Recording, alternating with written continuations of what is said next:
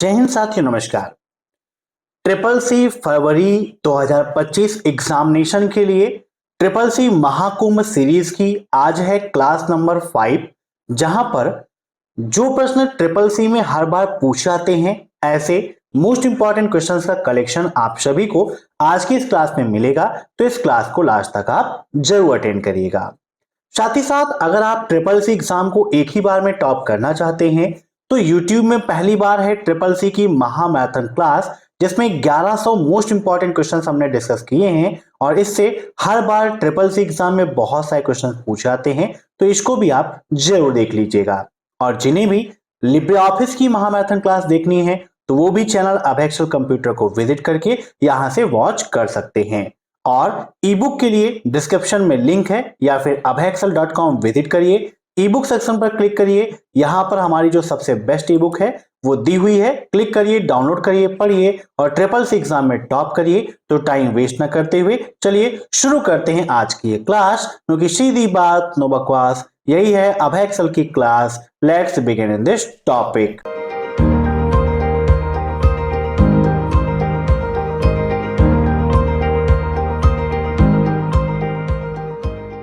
आज का पहला प्रश्न है, उस प्रोटोकॉल का नाम बताइए जिसमें अलग अलग डेटा और नियंत्रण कनेक्शन होते हैं।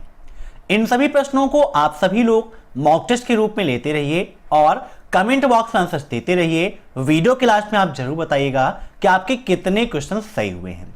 तो बताइए उस प्रोटोकॉल का नाम क्या है जिसमें अलग अलग डेटा और नियंत्रण कनेक्शन होते हैं। HTTP, DNS, FTP या SMTP। HTTP hyper text transfer protocol होता है। DNS का फुल फॉर्म भी ट्रिपल सी एग्जाम में काफी पूछा आता है। तो DNS का फुल फॉर्म होता है डोमेन नेम सिस्टम। क्या होता है? डोमेन नेम सिस्टम होता है। नोट कर लीजिएगा। जैसे कि अभी आप वेबसाइट विजिट करते हैं तो आप देखते हैं www.abhayexcel.com। तो यहां पर .com क्या है? एक कॉमर्शियल डोमेन है, ठीक है ना। एक क्वेश्चन यहां से ये भी बनता है कि .com का संबंध किससे है? तो .com कॉमर्शियल है, ठीक है। यहां पर इसका राइट आंसर हो जाएगा ऑप्शन सी, FTP। FTP का full form file transfer protocol होता है। SMTP का full form simple mail transfer protocol होता है। अब नेक्स्ट, विंडोज 10 में स्टार्ट मेनू में फाइल को पिन करने के लिए निम्न में से किसका उपयोग किया जाता है? Pin to start menu, pin to taskbar, pin to desktop या पिन टू नोटिफिकेशन। बताइए, विंडोज 10 में अगर कोई भी ऑप्शन है, कोई भी प्रोग्राम है, उसको आप स्टार्ट मेनू में पिन करना चाहते हैं तो उसके लिए किसका उपयोग करेंगे? तो यहां पर इसका राइट आंसर हो जाएगा option first, pin to start menu. अगर यहीं पर यह पूछ लेता कि विंडोज 10 में टास्क बार में किसी फाइल को पिन करने के लिए किसका उपयोग करते हैं तो हो जाता pin to taskbar. Means अगर टास्क बार में पिन करना है तो pin to taskbar, start menu में करना है तो पिन टू स्टार्ट मेनू। एक क्वेश्चन यहीं से और पूछाता है कि विंडोज 10 में टास्क बार में पिन फाइल को अगर हमें रिमूव करना है तो उसके लिए किसका उपयोग करेंगे? ऐसा क्वेश्चन भी आपके एग्जाम में पूछा जाता है। तो जैसे पिन करते हैं वैसे ही अनपिन आपका हो जाएगा। अब नेक्स्ट, क्रीपर वायरस को किस कार्यक्रम द्वारा हटा दिया गया था? वीपर, सिफर, द रीपर या फिर इनमें से कोई नहीं। बताइए, क्रीपर नाम का जो वायरस था उसको किस कार्यक्रम के तहत में हटा दिया गया था, नष्ट कर दिया गया था? तो इसका राइट आंसर हो जाएगा ऑप्शन सी, द रीपर कार्यक्रम के द्वारा क्रीपर को हटा दिया गया। अब नेक्स्ट, एक डिलीट मेल को किससे रिकवर किया जा सकता है? बताइए, इनबॉक्स से, स्पैम फोल्डर से, ट्रैश बॉक्स से या फिर जंक फोल्डर से?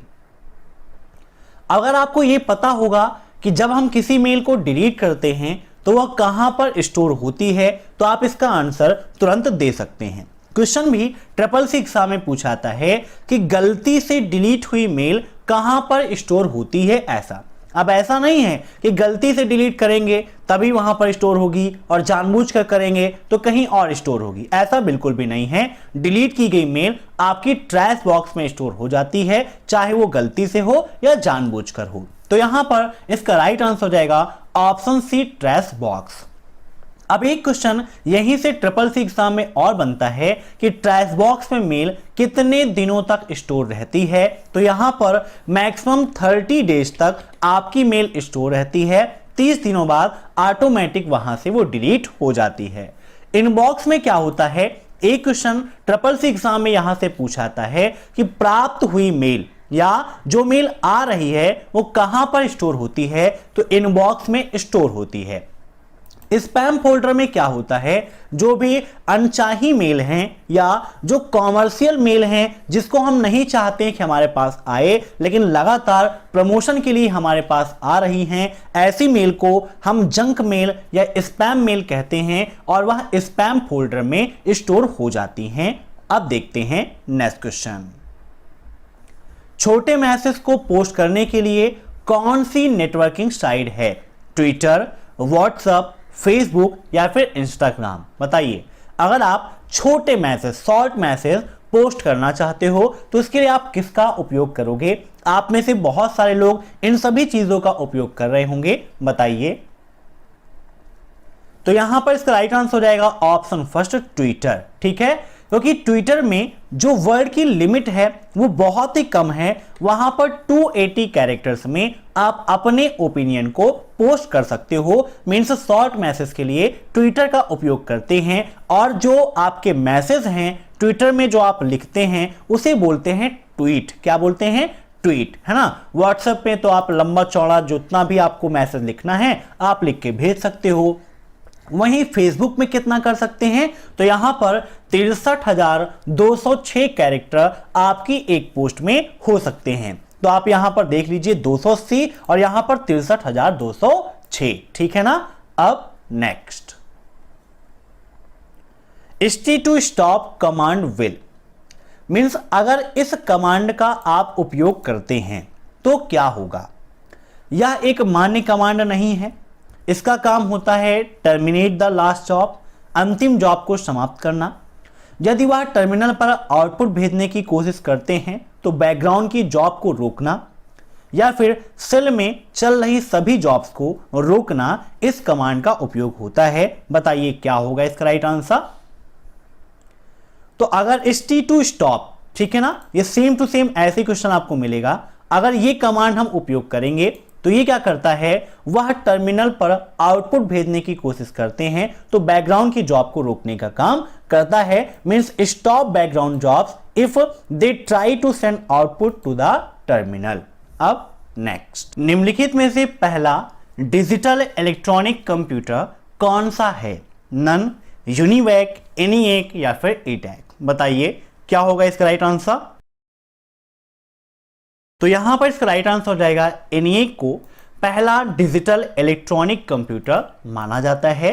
अब नेक्स्ट, कैल्क एक सिस्टम सॉफ्टवेयर है, ट्रू या फॉल्स? बताइए, क्या कैल्क आपका एक सिस्टम सॉफ्टवेयर है? आप सभी जानते हैं स्प्रेडशीट के अंतर्गत हम लिब्रे ऑफिस कैल्क का उपयोग करते हैं, तो यह लिब्रे ऑफिस का एक पैकेज है, ना कि कोई सिस्टम सॉफ्टवेयर। तो बिल्कुल आपका गलत है। सिस्टम सॉफ्टवेयर क्या होते हैं? ऐसे सॉफ्टवेयर्स जो सिस्टम को ऑपरेट करते हैं या हार्डवेयर और यूजर के मध्य में संबंध स्थापित करने का काम करते हैं, वो आपके सिस्टम सॉफ्टवेयर कहलाते हैं। जैसे कि आपका ऑपरेटिंग सिस्टम है, जैसे कि आपके लैंग्वेज ट्रांसलेटर हैं, वो आपके सिस्टम सॉफ्टवेयर हैं। ठीक है ना। आप देखते हैं एमएस ऑफिस या लिब्रे ऑफिस, तो यह आपके एक एप्लीकेशन सॉफ्टवेयर हैं जिसको एक विशेष उद्देश्य के अंतर्गत डेवलप किया गया है। अब नेक्स्ट, ASCII में कितने बिट होते हैं? 6, 12, 7 या फिर 10? बताइए। ASCII, ASCII क्या है? एक अमेरिकन कोड है। अब यहां पर इसका राइट आंसर हो जाएगा ऑप्शन सी, 7। देखिए कभी कभी ट्रिपल सी एग्जाम में क्वेश्चन पूछता है और वहां पे ऑप्शन में 6, 12, 8 और 10 देगा। तो ASCII 7 बिट का भी होता है और 8 बिट का भी होता है, ठीक है ना। तो दोनों को आप याद रखिएगा, दो में से एक ऑप्शन आपको मिलेगा, 7 बिट या फिर 8 बिट, दोनों एक साथ नहीं देगा। जब ये रहता है 7 बिट का, तब ASCII में कैरेक्टर्स होते हैं 128। कितने होते हैं? 128। और जब ASCII कोड आपका 8 बिट का हो जाता है तो यहां पर कैरेक्टर हो जाते हैं 256, ठीक है ना। दोनों में फर्क यही है, इन दोनों को आप माइंड में रखिएगा। अब देखते हैं नेक्स्ट क्वेश्चन। आधार संख्या का भंडारण किसे माना जाता है? NPCI mapper, NPCI fisher, NPCI logger या NPCI रिड्यूसर? बताइए क्या होगा इसका राइट आंसर? NPCI का फुल फॉर्म क्या होता है? SSC एग्जाम में बहुत ज्यादा पूछा जाता है। इसका फुल फॉर्म होता है national payment corporation of India. क्या होता है? National payment corporation of India. और यहां पर इसका राइट आंसर हो जाएगा ऑप्शन फर्स्ट, NPCI मैपर। इसे ही आधार संख्या का भंडार माना जाता है। अब नेक्स्ट, हैकर्स समुदाय में इस प्रकार के हैकर सबसे कुशल हैकर होते हैं, इन्हें किससे संदर्भित किया जाता है? मींस जो हैकर का समुदाय है उसमें निम्न में से ऐसे कौन से हैकर्स हैं जो सबसे कुशल हैकर माने जाते हैं? Elite hacker, licence presentation testers, red hat hackers या व्हाइट हैट हैकर्स? बताइए क्या होगा इसका राइट आंसर? तो यहां पर इसका राइट आंसर हो जाएगा एलाइट हैकर्स। इनको सबसे कुशल हैकर माना जाता है, सबसे बेस्ट हैकर माना जाता है। अब नेक्स्ट, यूएसए की संस्था MIT ने 2016 में प्रिंट की न्यू टेक्नोलॉजी विकसित की थी। मीन्स यूएसए की एक संस्था MIT थी, उसने सन 2016 में प्रिंट की कौन सी नई टेक्नोलॉजी का विकास किया? अब एक क्वेश्चन इसी के आंसर से बन जाएगा कि यह टेक्नोलॉजी कब विकसित हुई और किसने विकसित किया या किस देश की संस्था ने विकसित किया। तो सभी पॉइंट्स आप माइंड में रखिएगा। यहां पर इसका राइट आंसर क्या होगा? 3D printing, 4D printing, 2D printing या इनमें से कोई नहीं। तो इसका राइट आंसर हो जाएगा ऑप्शन बी, 4D प्रिंटिंग, ठीक है ना। 3D प्रिंटिंग आप सभी जानते हैं, 3D आप जानते हैं ना, 3 में 3 डायमेंशनल, वैसे ही 4 डायमेंशनल प्रिंटिंग का विकास यूएसए की संस्था MIT ने 2016 में किया था। अब नेक्स्ट, निम्नलिखित में से कौन सा OS नहीं है? OS का मतलब ऑपरेटिंग सिस्टम, इसका फुल फॉर्म ही कभी कभी पूछ लेता है। पॉम, मैंगो, एंड्रॉइड या फिर लूज? बताइए कौन सा ऑपरेटिंग सिस्टम का पैकेज नहीं है? तो यहां पर इसका राइट आंसर हो जाएगा ऑप्शन बी, मैंगो। मैंगो आपका ऑपरेटिंग सिस्टम नहीं है। अब नेक्स्ट, ऑनलाइन भुगतान करना सुरक्षित है? बताइए क्या ऑनलाइन पेमेंट आप करते हैं तो वो सिक्योर होता है या फिर नहीं? तो यहां पर इसका राइट आंसर हो जाएगा ऑप्शन फर्स्ट, ट्रू। बिल्कुल सही है, ऑनलाइन पेमेंट करना सुरक्षित है, कोई भी दिक्कत नहीं है।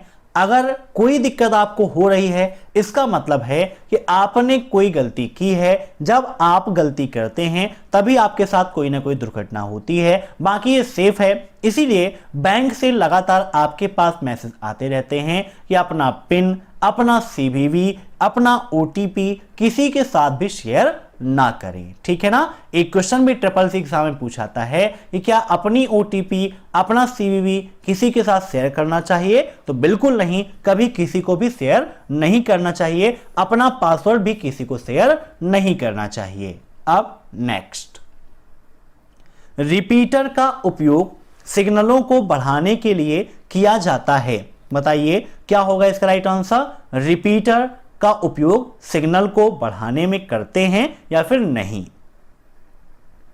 तो यहां पर इसका राइट आंसर हो जाएगा ऑप्शन सेकेंड, ट्रू। बिल्कुल सही बात है। रिपीटर क्या करता है? यह लो लेवल के सिग्नल को हाई लेवल सिग्नल में कन्वर्ट करने का काम करता है। रिपीटर है क्या? आपकी एक नेटवर्किंग डिवाइस है।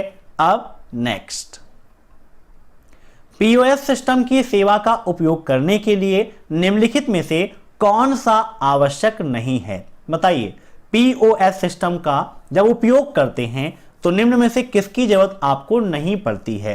Account number, pin, internet, debit या क्रेडिट कार्ड की। बताइए क्या होगा इसका right answer? POS point of sale में अकाउंट नंबर की कोई भी आवश्यकता नहीं होती है। Option first is right. अब नेक्स्ट, सिफर टेक्स्ट क्या है? Encrypted text, decorated text, plain text या अनडेकोरेटेड टेक्स्ट। इनक्रिप्शन डिक्रिप्शन से एग्जाम में काफी क्वेश्चंस पूछे जाते हैं, उसी से संबंधित है सिफर टेक्स्ट। बताइए क्या होगा इसका राइट आंसर? तो यहां पर इसका राइट आंसर हो जाएगा ऑप्शन फर्स्ट, इनक्रिप्टेड टेक्स्ट। सिफर टेक्स्ट इनक्रिप्टेड टेक्स्ट होते हैं। एक क्वेश्चन SSC एग्जाम में यह पूछा जाता है कि इनक्रिप्शन के पहले के टेक्स्ट को क्या कहते हैं? बताइए क्या होगा इसका राइट आंसर? तो इनक्रिप्शन के पहले के टेक्स्ट को हम जानते हैं प्लेन टेक्स्ट के नाम से। एक क्वेश्चन SSC एग्जाम में और पूछा जाता है कि इनक्रिप्शन के बाद के टेक्स्ट को क्या कहते हैं? तो इनक्रिप्शन के बाद के टेक्स्ट को सिफर टेक्स्ट के नाम से जानते हैं। ठीक है ना? अब नेक्स्ट, तब यह प्रदर्शित होता है जब छवि का चयन किया जाता है। मीन्स जब किसी इमेज को हम सेलेक्ट करते हैं तो क्या प्रदर्शित होता है? 8 बॉक्सेस होते हैं, 4 साइजिंग हैंडल्स होते हैं, 6 बॉक्सेस होते हैं, 8 साइजिंग हैंडल्स होते हैं। बताइए क्या होगा इसका राइट आंसर?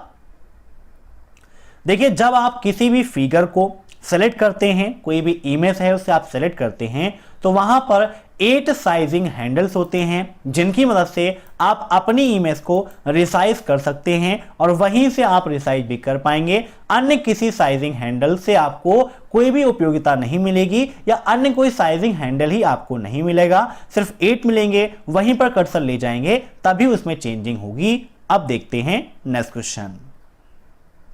रुपया शब्द की उत्पत्ति किससे हुई? बताइए रुपया शब्द की उत्पत्ति किस भाषा से हुई? तमिल से, इंग्लिश से, उर्दू से या संस्कृत से? तो यहां पर इसका राइट आंसर हो जाएगा ऑप्शन डी, संस्कृत भाषा से रुपए शब्द की उत्पत्ति हुई थी। अब नेक्स्ट, MMID में कितने डिजिट होते हैं? 5, 6, 7 या फिर 8? बताइए क्या होगा इसका राइट आंसर? MMID का फुल फॉर्म भी आपके एग्जाम में काफी पूछा जाता है और यहां पर इसका राइट आंसर हो जाएगा ऑप्शन थर्ड 7। MMID में टोटल 7 डिजिट होते हैं। अब आज की क्लास में इतने ही क्वेश्चंस। आशा करता हूं क्लास आपको पसंद आई होगी। अगर क्लास पसंद आई हो तो वीडियो को लाइक कर दीजिए, शेयर कर दीजिए, कमेंट बॉक्स में अपना सुझाव दीजिए और सभी लोग चैनल से जुड़ने के लिए चैनल को सब्सक्राइब कर लीजिए और SSC का जो लक्ष्य है एग्जाम में टॉप करना, उसको पूरा करिए। Thanks for watching my video. फिर मिलते हैं नेक्स्ट क्लास में, तब तक के लिए बाय बाय।